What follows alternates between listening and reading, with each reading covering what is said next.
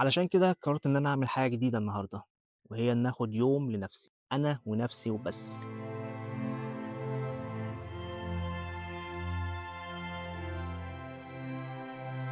بقى لي فترة كبيرة حاسس إن في ضغط كبير أوي عليّا، أو في ضغط كبير أوي حواليّا يعني، سواء في الشغل، برّه الشغل، الحياة دايمًا سريعة، والواحد ما بقاش قادر عليها يعني، في كل حتة في ضغط كبير عليك.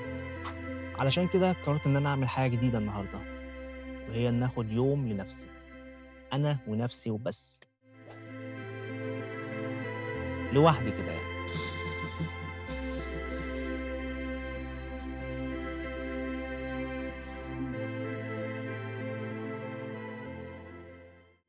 يعني أشرب قهوة في هدوء، أبعد شوية عن السوشيال ميديا، الحاجات اللي ممكن تخلّيك تفصل عن الواقع اللي حواليك. الواقع اللي حواليك بقى دايمًا بيسبب لك الضغط، ودايمًا بيسبب لك مزاج أنت مش محتاجه في الوقت اللي أنت فيه ده.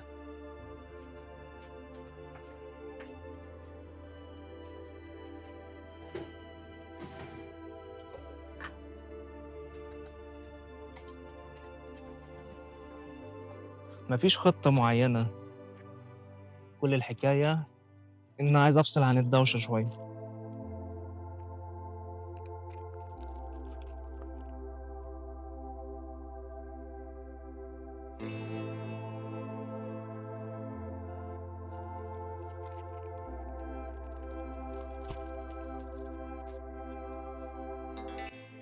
في ناس كتيرة تستغرب منكم لمّا يشوفوا إن أنا ماسك جريدة وباقرا فيها.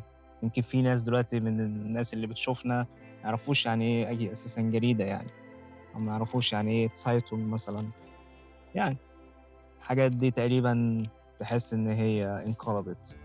وده يمكن سبب كبير بيخلّي الواحد ما بقاش عارف يسيطر على حياته بشكل كويس في الوقت الحالي، إن أنت طول ما معاك التليفون وبتشوف وعايز تفتح أي platform عايز تقلِّب فيه، دايمًا بتلاقي أخبار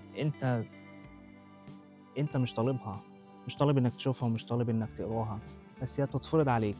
فالواقع اللي إحنا عايشين فيه ده بيخلّي الواحد بشكل سريع يفقد أعصابه ويفقد الطاقة اللي المفروض إن هو يستخدمها في حاجات تانية، كل ده بسبب إن حاجات بتتعرض عليك أنت لا ناقة لك فيها ولا جمل يعني. يمكن في الوقت الحالي فكرة إن أنت تحب إنك تقعد مع نفسك أو لمّا تقعد مع نفسك بقت فكرة غريبة شوية على بعض الناس، بس دي حاجة كل واحد فينا محتاجها بقدرٍ ما يعني. بالنسبة لي أنا باحب الهدوء، باحب الهدوء في كل حاجة، يعني باحب الهدوء في بيتي، في شغلي، في البيئة اللي حواليّا، فدي حاجة باعشقها، ويمكن باحاول أدوّر عليها بنفسي، عشان كده باجي أماكن زي دي، زي المكان اللي أنا قاعد فيه ده، وباشكر ربنا على نعمة الهدوء اللي إحنا عايشين فيها، اللي هو إنك ممكن تقعد مع نفسك ال5 دقايق دول أو ال10 دقايق دول وتفصل عن العالم خالص. مش لازم الواحد دايمًا يكون بيجري ورا حاجة معيّنة في اليوم بتاعه، بس كفاية خالص إنك تقعد مع نفسك، صدّقني القعدة دي بتفوّقك كتير. مش لازم دايمًا إن كل يوم الواحد يكون بيجري ورا حاجة معيّنة في يومه، أحيانًا بيبقى أفضل حاجة إن الواحد يعملها إنه يقعد مع نفسه شوية دول، إنك تبطّأ رتم حياتك شوية، وده اللي أنت محتاجه من وقت للتاني.